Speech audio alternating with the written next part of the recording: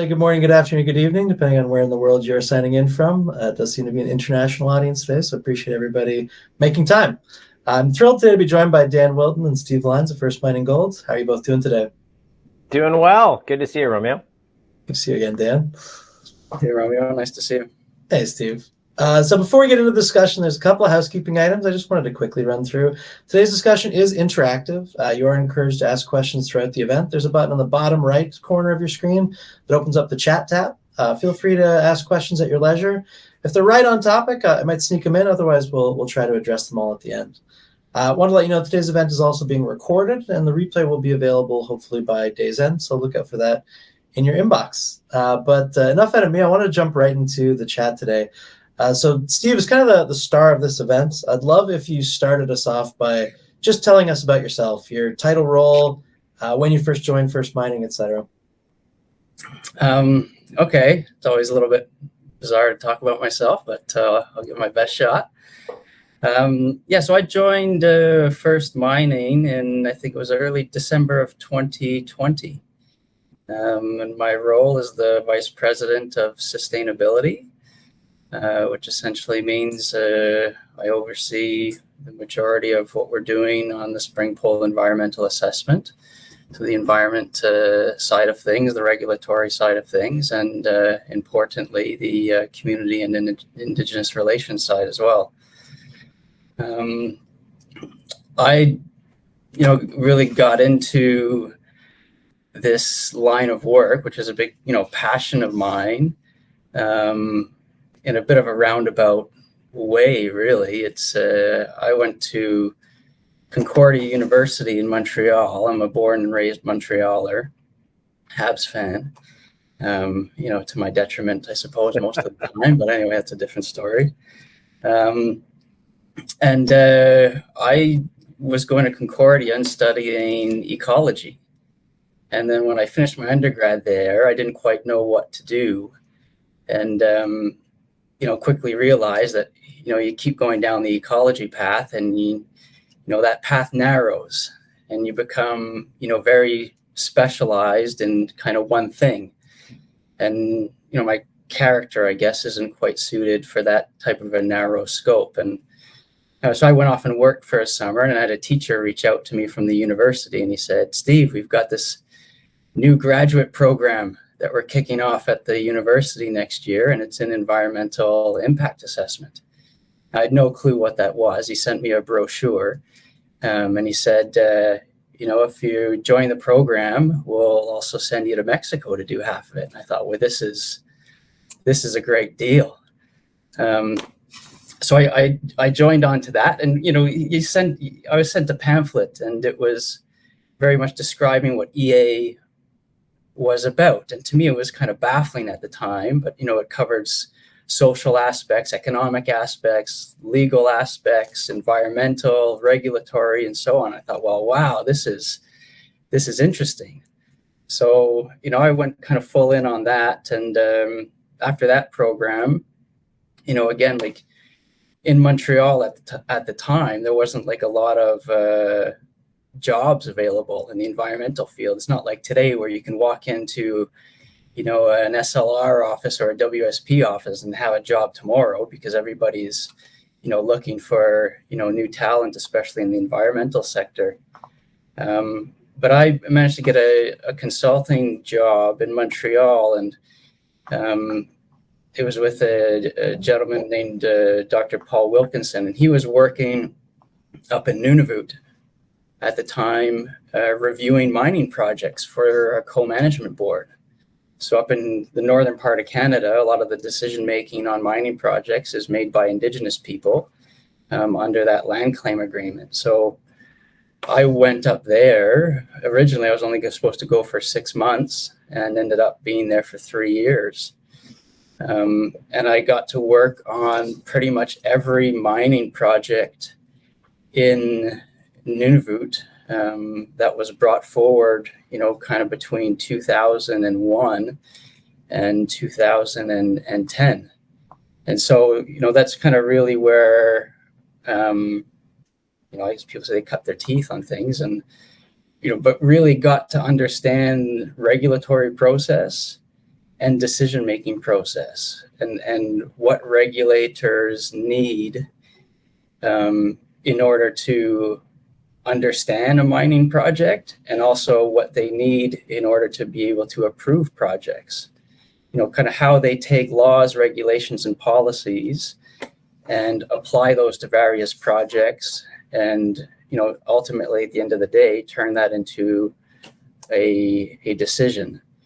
And then kind of after that, there's a certain bureaucracy, I guess everybody knows, with working for government, and it kind of wasn't really my thing, and I wanted to have a more hands-on contribution to delivering development, and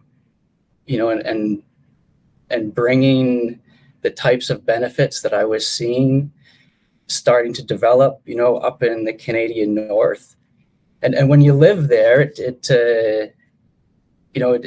resonates with you, the vastness of the country and the remoteness of the country, and what it's like for communities in particular that are isolated, to have economic development, and some of the challenges that people face. And it was an opportunity for me to help sort of advance that, and make a contribution to it. So after I was left Nunavut, I went back to school. I went to the University of Calgary, finished up my master's there, and then went to work for De Beers back up in Yellowknife on the Gahcho project.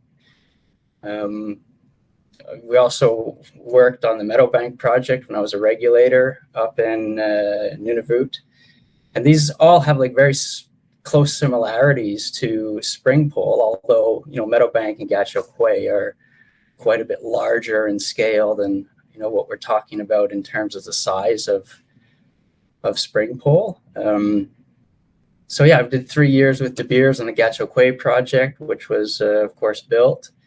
And then in about 2013, kind of decided it was time to head back closer to family in the Montreal area, try and rekindle my Habs roots, and came back south. And then it was round about then in 2013, 2014 that the Hard Rock project out in the Geraldton area that really started to get going with the initiation of that EA process in 2014. And I had joined Greenstone Gold in, it was Premier Gold at the time, and then the JV happened with Greenstone later on, but was on that project for about 6.5 years, right through from the beginning of the EA all the way through to the permitting of that project, and was absolutely delighted a couple of weeks ago to learn that they poured their first gold.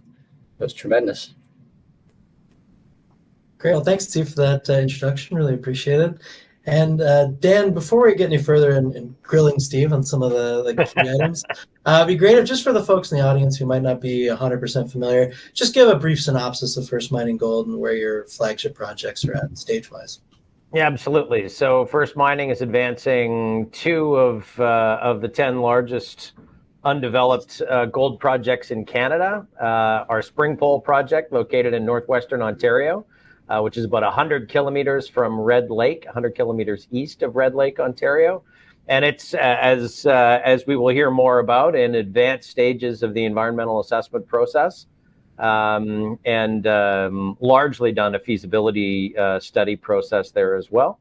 And we're also working on our Duparquet gold project in the Abitibi region in Quebec. It's about 50 kilometers north and a little bit west of Rouyn-Noranda. And again, 2 of the largest and most significant development projects in the gold industry in Canada. Awesome, thank you. Now, Steve, you ready for being grilled a little bit? 100%. Perfect. So back in June 2022, First Mining submitted a draft version of the environmental assessment document, call it the EA from here on. I'd love if you could give viewers in the room today an idea of what's contained in that document, the length of time it takes to prepare, and who's on the other end reviewing it. Yeah, sure. And I think the document, was actually published in May of 22, so just over 2 years ago, at this point. which is a big, milestone for the project to have been able to publish that kind of a document. It in its entirety, that draft EA is about just over 10,000 pages of documentation, and you see this over time with EAs in Canada, that the progression of them. You pick up an EA from 2002 and it's probably like 2-3 binders thick. Now you look at an EA nowadays, and the binders, you can stack them from the floor all the way to the ceiling. It's a vastly different space nowadays, and I think there's an upside and a downside to that, which we can talk about. But our draft EA for the Springpole project, it introduced essentially all of the baseline environmental data that has been collected on this project to that point in time. And I think what's fairly unique about Springpole and that draft EA is the amount of data that it actually contained. Because Springpole is not a new project, right? It's been around for some time. People have been doing a lot of work on that, even before First Mining acquired it. So in some cases, we had data going back a decade, which is rare, to have that, kind of information informing the draft EA. So we pulled that information together, and we took the pre-feasibility study that was published, just earlier, and what I refer to, and Dan, I think you referred to this as well, is we kind of take that pre-feasibility study project and we green it up. We take it into the environmental assessment realm, which is the environment realm, the community realm, and we try and make changes to that project wherever possible, wherever feasible and reasonable, to improve it. And so there were some differences, right, from the PFS to the draft EA, that we saw, that we were able to make in consultation with, some technical experts, and some of the early feedback maybe that we got through the federal guideline process and the provincial terms of reference process. And so with that, we gave like a very first indication of what the project might look like, and a full view. We wanted to share a holistic view of what that project looked like in 2022, with a first cut of what the potential effects are from the project, how we would propose to mitigate those effects, and what the benefits from the project might be as well. And we've sent that document out to essentially everybody that is interested in reviewing it.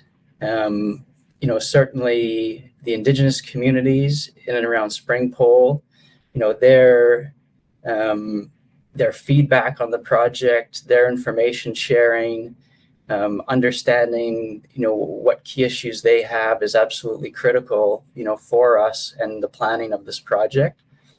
But we also sent it around to all of the federal departments that eventually would have to permit the project. So, folks like Transport Canada, Natural Resources Canada, Environment Canada, Fisheries and Oceans Canada, Health Canada, the Impact Assessment Agency, of course, and then all the provincial departments as well, their equivalents. And so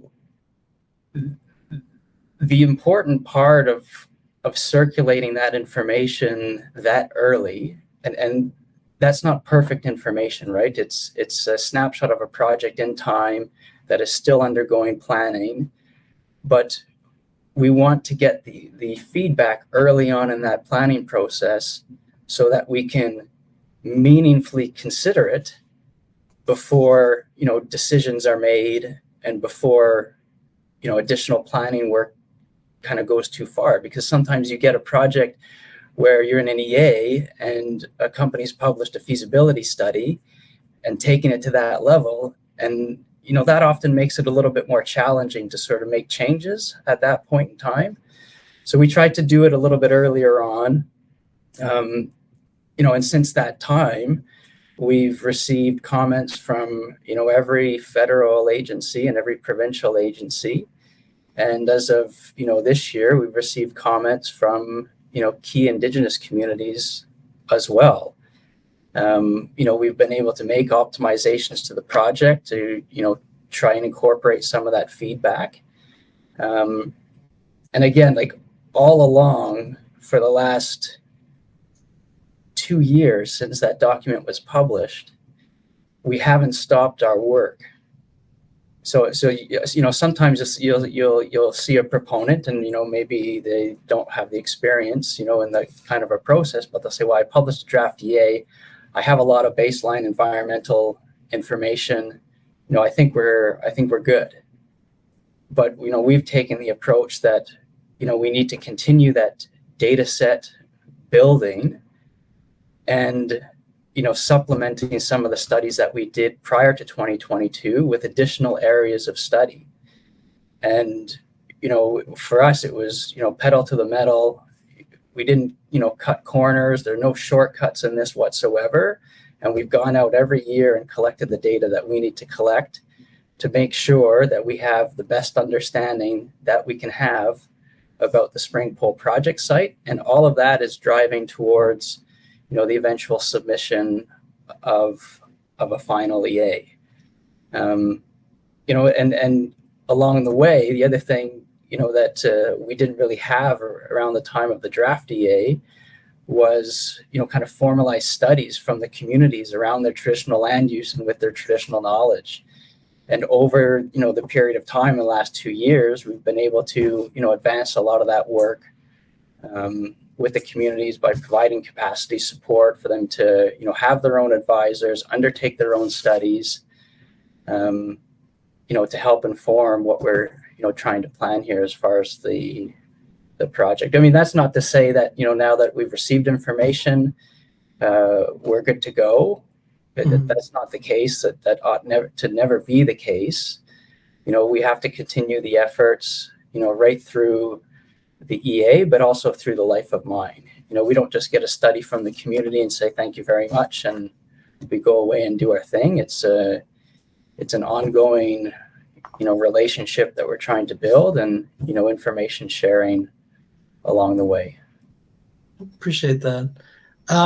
One thing, tell me if this is me asking you to speak out of school, but I'm curious if you can give the audience any insight into what the feedback was to the submission of the EA, what sort of questions and comments you've been tackling over the last 2 years. Yeah, I mean, broadly speaking, in the last 2 years, I think at this point in time, we're up to about 2,000 comments and questions that we've received on the draft EA. And to put that into context, in my mind, it's right in the ballpark of where we want to be and should be. If I kind of benchmark that against the Hard Rock project, that I did prior to First Mining with a lot of the team members that we have here, we received up until the final EA about 2,500, comments and questions on that project. So it just shows that people are engaged in it.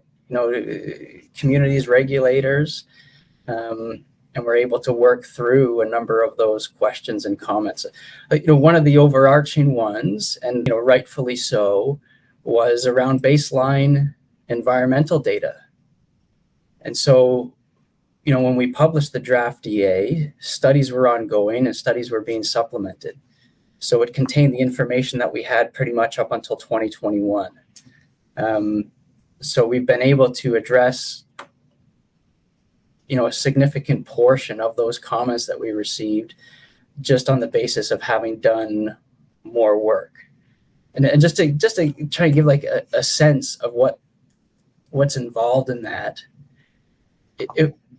like we're studying every aspect of the environment, whether it's water, air, noise, wildlife, groundwater, the aquatics, fish, pretty much everything there is to study, we're aiming to study it. And just on the terrestrial component itself for the baseline environment, we have something in the neighborhood of about 20,000 hours that have been spent on site doing work. And so it's through that process and expanding the data set that we're, aiming to address a lot of the comments, that came through on the draft EA. And there are other key areas as well. It's, we've got fish habitat, that we're going to have to manage. So we've been taking a look at other past projects that have been very similar, although, like I've said before, are quite a bit bigger than Springpole, like Gacho Quay, Diavik, Meadowbank. There's a lot of lessons learned there. There's a lot of things that, demonstrate what can be done very well as far as fish habitat offsetting and compensation. So that's been a very key area. And caribou habitat management as well. Northwestern Ontario is, boreal caribou habitat. There's a lot of forestry activity that takes place in the landscape. The landscape's seen, a fair amount of forest fires over the last year.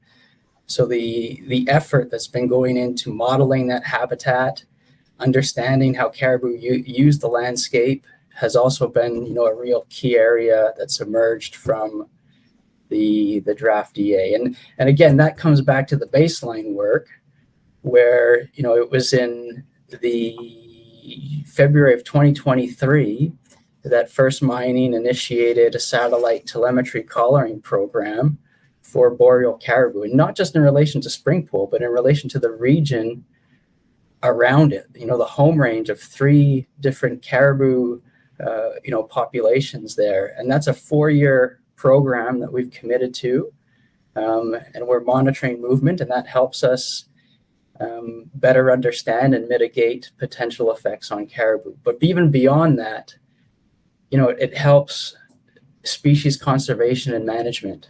And that data set is going to be able to help inform, how Ontario, and hopefully in partnership with Indigenous communities, go about, the long-term management and conservation of a species like caribou in the region. And then, otherwise you get some more standard questions about, the effects from dust, and how we're going to mitigate that, and so on. Water quality has also been a big one.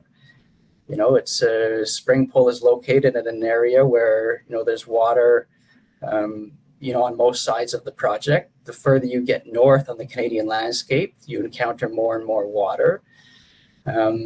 So how we manage that is, has been a key area. We've done a lot more engineering work around key facilities like the co-disposal facility, design work to capture and collect water. We've worked with water treatment service plant providers to better understand the treatment capabilities of, some of the technologies that are being used now in the mining context. And, we're seeing really good water quality modeling results that are just now starting to come out from the final EA work. Great. I do notice there's a lot of great questions in the chat. We're going to get them in just a few seconds. I just have a couple more that I wanted to get through first. I would appreciate your patience. I think we will be able to get to almost all of them today. One really specific element of Springpole I wanted to pick your brain on. So the main deposit is under the Bay of a Lake. So cofferdams do have to be built. Curious for your perspective on how this is affected and will affect the permitting process. As far as like the permitting process it doesn't change anything. It's the same EA process.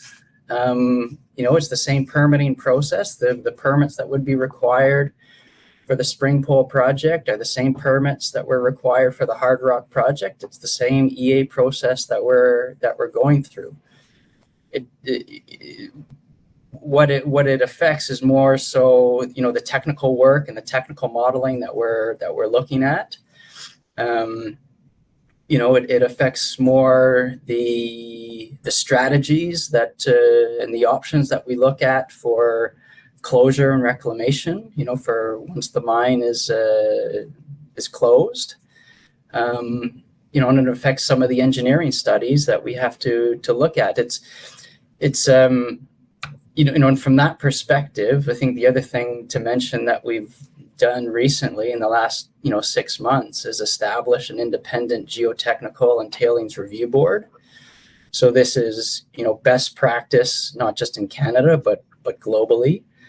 So that's composed of 3 of the best experts in the world when it comes to mine waste management and tailings facilities, and that includes Dr. Ward Wilson, Dr. Peter Lighthall, and John Lupo. These are top-notch specialists from North America that are sitting on an independent board, reviewing our plans, providing recommendations for how we go about future studies, and they're going to be with us through construction and operation of the facility. So it's more at that level that we Sure. that we look at it. As far as the process itself goes, it's the same type of process as we would have seen for hard rock, same for permitting. Oh, good to know. Now, one question, and I know we got a couple of people emailed this in. What happens next? Is it the preparation of the final environmental assessment? What's kind of the next step investors can look to? Yeah, it's I'm kind of always trying to forecast what's coming down the pipe, and the one thing is the federal EA process that we're in and the provincial EA process. It's these are not new processes. Again, they're the same as what we managed through on hard rock. Currently, we're in the process of producing the final EA, right? And again, when you think about the draft being 10,000 pages, this one is probably going to be, in the realm of 12 to 14, just because of all the additional data that's going to feed into it.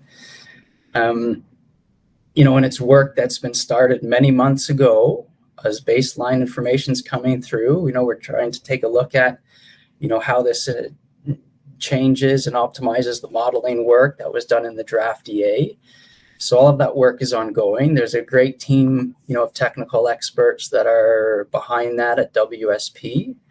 And I think you can kind of tell a lot about a project by, the folks that are working on it. And in our case, especially on that technical side, we have some of the top, Canadian technical experts that have done most of the mines in Ontario and in other parts of the country. So that's, very good to see that level of quality. And all of this is sort of driving towards the submission of the final EA, which, will happen in the second half of this year. We're targeting the end of the summer, but we want to get it right. I think that is, the most important factor here. It's hard to put a date on something and say, okay, well, September 21st, but and the other thing to mention is that, the work that we've engaged on it with the Indigenous communities and, in particular, Cat Lake and Slate Falls, which are the 2 closest communities, to the project. They're about 45 kilometers away, and Slate Falls being, the closest downstream community to the project. Their studies, right, their review, it kind of just got going last year. And so we're going through the process of having technical meetings with them. They've sent us some of their studies, which we're going through to understand, and there's more dialogue to be had there. So all of this, again, is just, aiming to submit a final EA, towards the end of the summer of this year.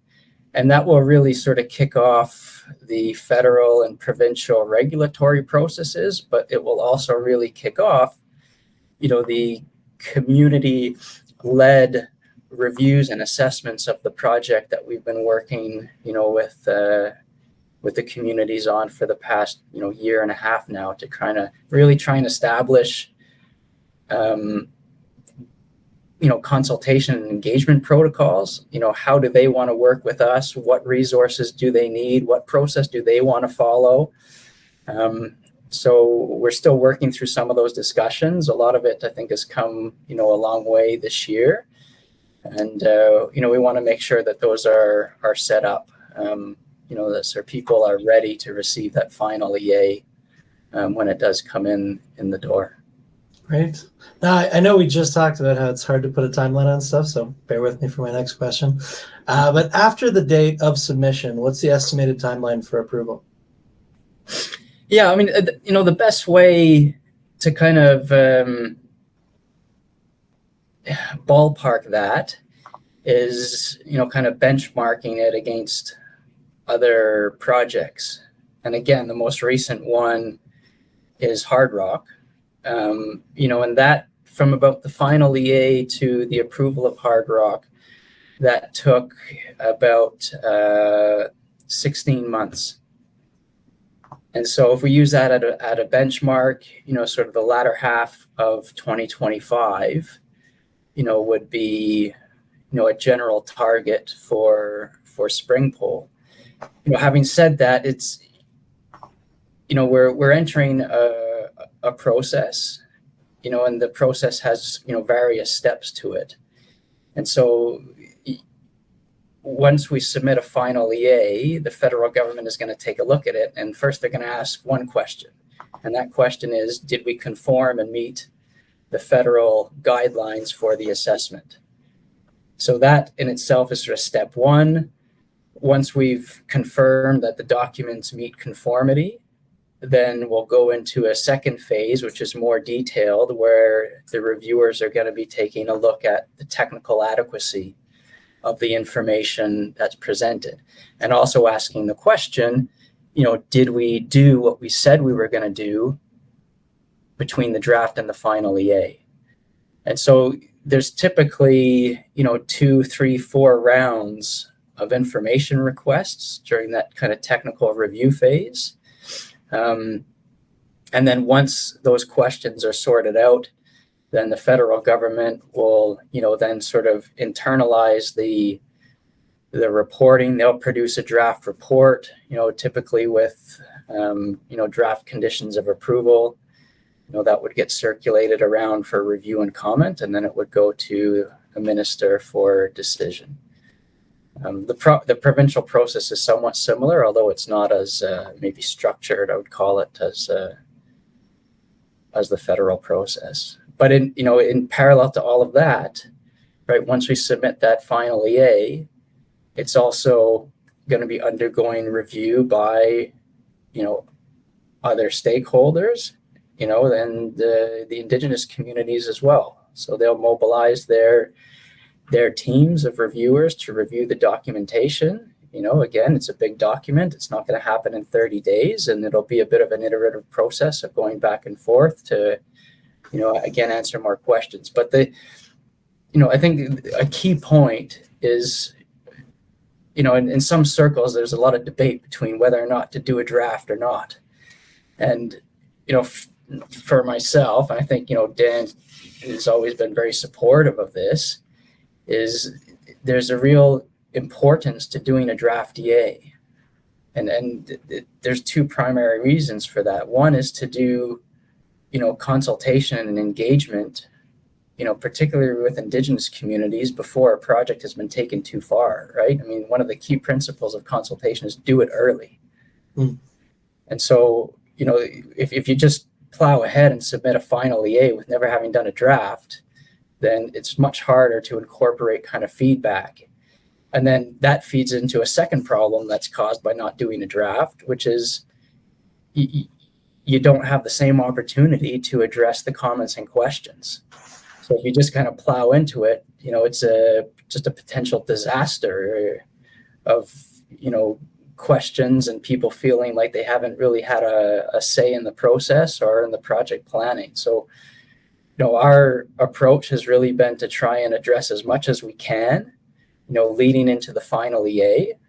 It's not to say that we're going to be able to address everything, but, we want to kind of understand for sure what the key issues are, make sure we've done, good work around that, and, help try and facilitate the final EA process, not just for us, but for everybody that's, going to have to pick up that document. Oh, appreciate that extra context for folks looking for timeline. I think that's really helpful. Yeah, one other thing I just want to ask Steve on this front is, we always kind of think, okay, this is a binary, or we hear from investors that they think this is a binary process, right? Like you submit it into a black box, and then some point, 16 months down the road, you'll either get a yes or a no. I mean, we've heard about all the discussion that we've had so far, but like, what are the milestones in that process, and how public are those milestones that we go through the federal and provincial EA? Well, I mean,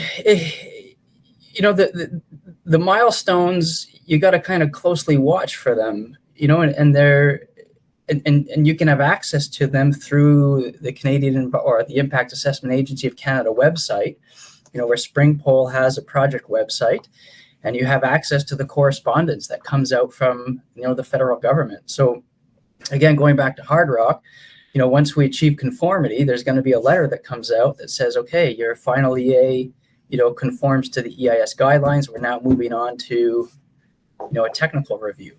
Once that's done, there ought to be another piece of correspondence that said, okay, you've now answered all the questions that we have, and we're going to be taking the time to now write our report. And then after that, again, like the agency will come out with a report, and they're going to do consultation on that report, with the public, with the Indigenous communities, with other stakeholders, and that report is also public. And so there are these, steps along the way, that people do have access to. And it's harder now because the process that we've been in for the last 2 years, there aren't any rules to it. This is a draft EA is a proponent-driven process. And so we're not following, a federal guide on how to do this and how to navigate it.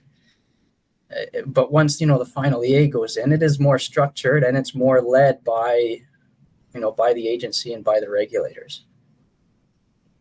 Yeah, and I think just important to note that, there are going to be a number of milestones that go along, and in addition to that, I guess you end up with draft condition letters that come out where one of the things that they will consult on is a list of potential conditions for approval of the project, right? Like they're just I think it's, while we think of it as one big milestone in achieving, ultimately achieving environmental assessment approval, that is one milestone in one process. There are a number of other processes that we're still going through, and particularly the processes where we're seeking consent with the Indigenous communities that we're working with.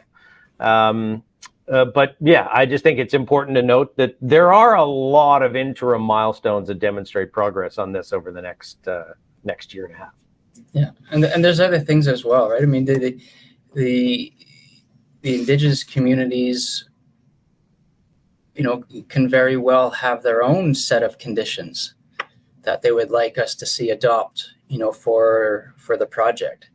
I think, the feds in the province, they do try and incorporate that into their own decision making and their own conditions, but it doesn't always, jive.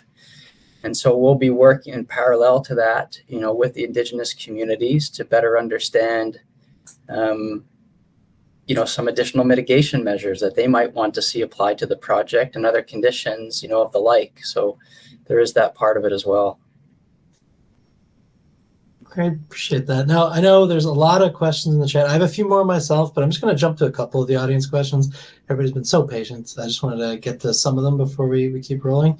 So first one, I think actually probably would be directed to Dan as my guest, though Steve, obviously feel free to comment.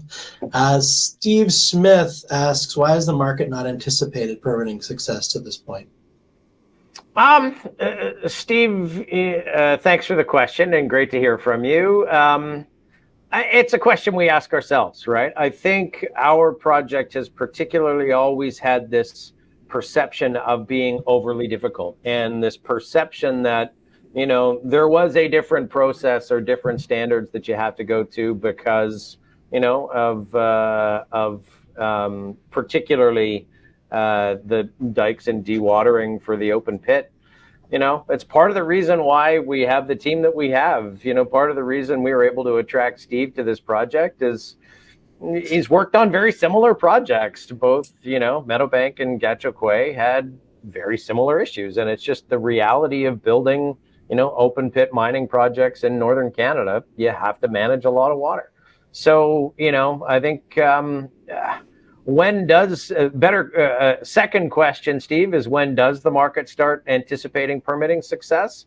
I think every one of those milestones along the way over the course of the next year and a half, I think every one of those milestones should start giving investors a sense that, you know, the finish line's in sight, right? We are going to make it through this process.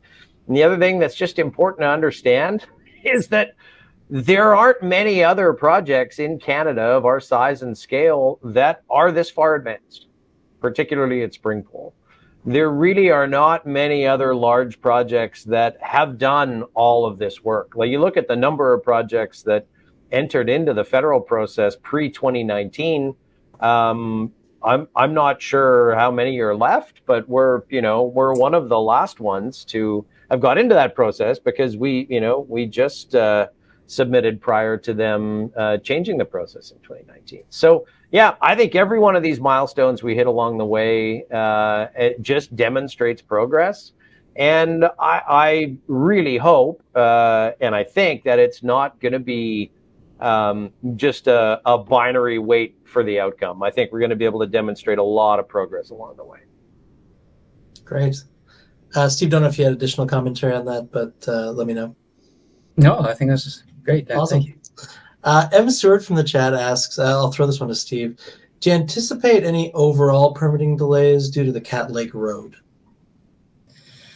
So for the Cat Lake Road, so it's a good question and an important one. And this is something that we've tried to clarify even along the way. So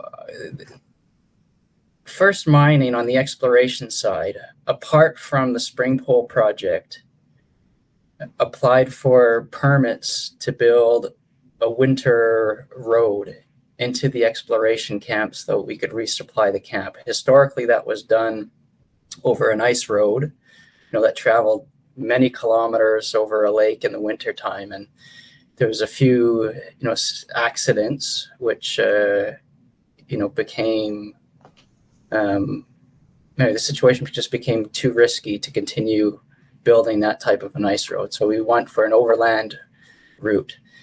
And we received the permits for that in February.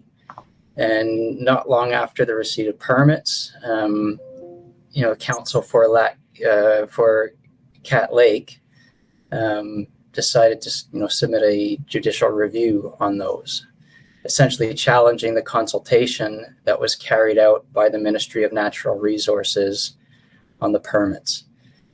So not long after that, a judge granted an interim stay on those permits, which meant that we had to stop the work on building that winter road. To date, and the process is ongoing. I can't say too much because of that, but the parties have continued to dialogue.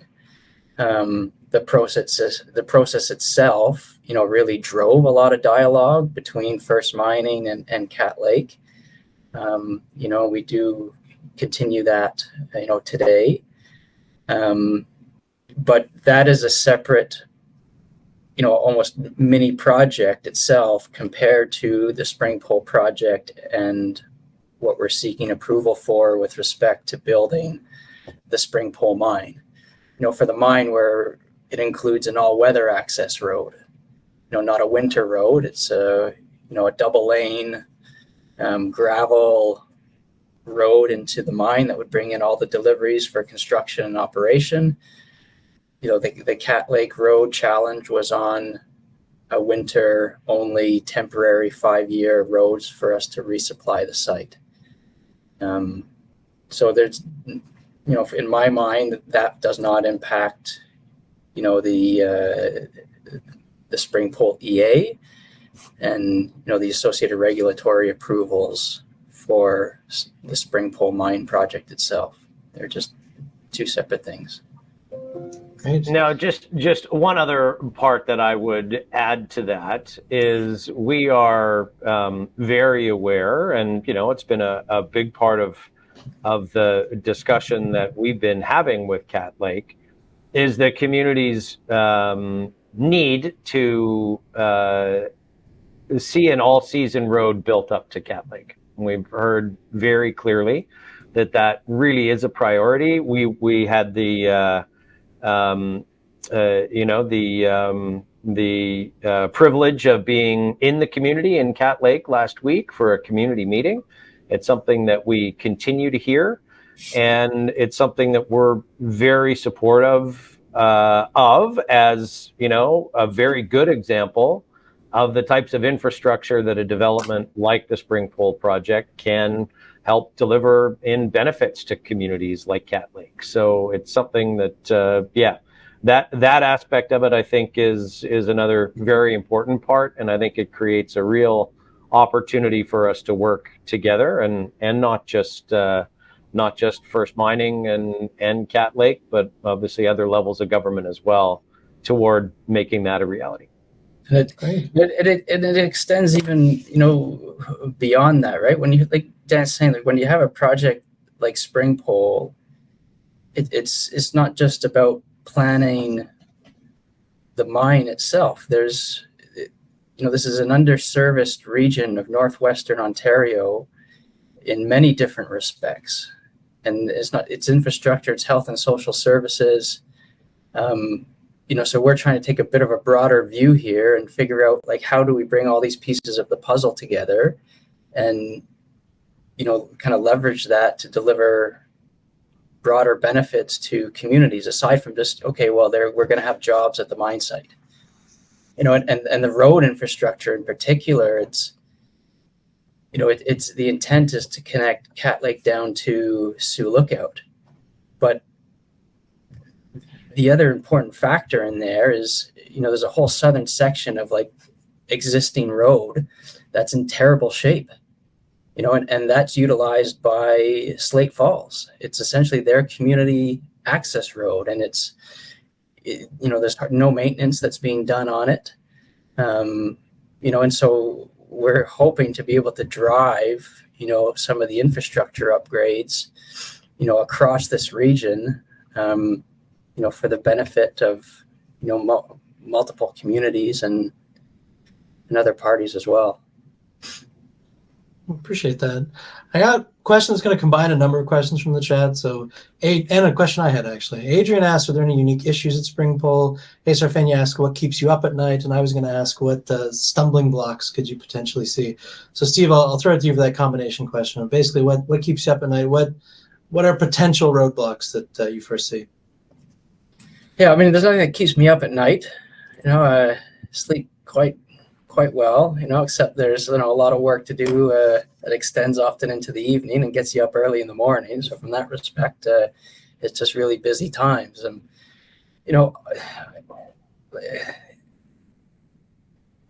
if there's nothing unique about Springpole, I used to have a thesis professor, and he would always sort of pound the desk, and he would say, you got to remember when you go forward in your careers that you got to stand on the shoulders of giants. Meaning that most of what you do is not unique, and it's been done before. And like I said, for Springpole, it's been done on larger scales. I think it's new to the region, but there's a lot, of past work and really good work, to be able to build on. Our focus now is, by and large, on the communities. we've done our field work, we've done our technical work, but the focus is really on the key local Indigenous communities around the project, and ensuring that they are set up with their processes and with their resources to be able to fully understand the project and fully participate in the planning process that we're in, and that's still ongoing, and that they're able to participate in all future stages of the project. And it's going to be the focus, not just in the interim, but it's going to be the focus for the rest of the life of the project. Yeah, and I think I'd would just add on to that to say, again, not that keeps me up at night, but there's a lot of work to do. One of my real concerns is, for the communities to derive and individuals in those communities to derive real benefit from this project. It's an amazing opportunity, but there's a lot of just preparedness, skills, getting, skills training, just getting people in the community at a point where, they can really benefit from the employment or the contracting opportunities and other opportunities that are coming up at the project. That's a lot of work. And it's something that requires a large and coordinated effort on the part of the company, on the part of the communities, and I think a real role for governments to play in that as well, in terms of helping to make sure that we can have a situation at Springpole that is going to allow the communities to benefit in the maximum way. Great. And I got some kudos from the chat, and then I'll turn other questions. So WCW Warren notes, it's great to hear the hours of work and details put in this permitting project. They say they always believe the Indigenous community and respect their culture is important for that relationship and moving this project forward. Just wanted to share that comment with you guys. But Pete asks from the chat, the word on the street, I always love that expression, word on the street, is that you need to conduct an Indigenous-led EA. He's curious what that means and how the company is managing that. Yeah, so that's a very good question, and very well-informed question as well. And so it's I think a lot of it is about perspective, and the regulatory processes around Ontario and Canada, it doesn't always fit well with how Indigenous communities view things, how they approach things, their culture, their values, their laws. And so, over the last, I would say 5 years, in Ontario, we've seen more and more communities want to undertake their own processes and their own, assessments of the project. And, that's what we've been embarking on for Springpole for the last, year and a half, in working with the communities to try and develop that, to try and understand it. And a lot of that comes from, the capacity support for the communities to make sure that they have the resources to be able to develop, these processes that they would like to implement. It's to sum it up, I guess a little bit, it's each community is has its uniqueness, and their consultation protocols can differ from community to community, and it's how each community wants to engage, not only with the company but with their own community memberships, their leaderships, to understand projects, to participate in the planning, and ultimately at the end of the day, exactly like on Hard Rock, for communities to be able to understand it in a way where they can, either support it or not.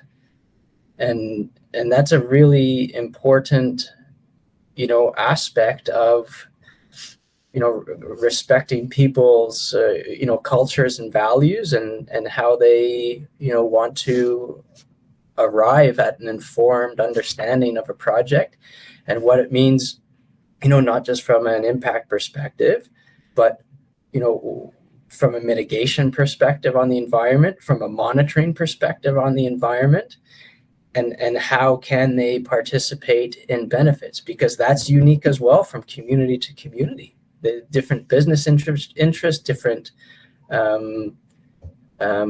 capacities, and different businesses that have been established, and different aspirations for the future. So it's just it's a unique way for each community to work through an understanding of the Springpole project, and it's a very important component of the work.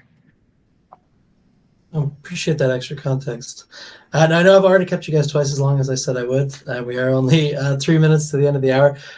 For everybody who asked questions, really appreciate it. There's some really excellent questions. I know we didn't get to 100% of them, but I am going to pass them through to Paul and the rest of the team at First Mining, so they will be able to get back to you quite quickly. But just to end off the hour, did want to ask both of you gentlemen, just in kind of short form, what are you most excited about for the second half of 2024?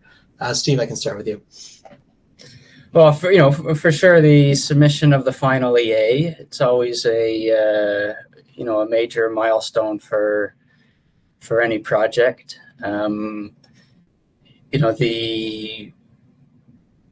Recently we've had some opportunities to engage with the communities and have community meetings. After the fall hunt period, we hope to be able to go back into the communities and provide updates. We've got some hopeful site tours coming up. I would love to, bring up some old colleagues at Hard Rock, and particularly those from the Indigenous communities, and, carry out a site tour over there with, bringing some of the communities from the Springpole area out, to see how that's going and what was accomplished. So yeah, just, there's some projects on Springpole, and, lots of exciting stuff on Du Parquet as well, which, Montrealer and a Quebecer, and that's there's a lot of exciting stuff happening at Du Parquet as well. Awesome. We'll save Du Parquet stuff for the next webinar. Dan, I'll leave it to you to wrap up. But what are you most excited about in the back half of this year? I mean, this is a very important part, right? I think it's difficult to overstate, the milestones that we're achieving here. I've been here for 5.5 years, and I remember when I first started early in 2019, like getting to that final EA stage seemed a long way away. It's now there. And once you're in it, in the same way that the last few years have flown by, the next 18 months is going to fly by as well. Still an enormous amount of work to do. Steve and his team, have done an amazing job to advance the project. Still a lot of very important discussions for us to have, and a lot more work to be done, on our part, on the government's part, and on the part of the communities. But very excited about the direction that we're going here. And I think just I kind of said it when I hit January 1st this year, and I came to realize, when we talk about timeframes for projects like this, some of this stuff feels like it's going to be right around the corner. So again, lots of work to do, but exciting times. Awesome. Certainly a lot coming back half this year. Steve, Dan, thanks so much for joining me today, and everybody in the audience, thank you so much as well. Hope everybody has a great afternoon.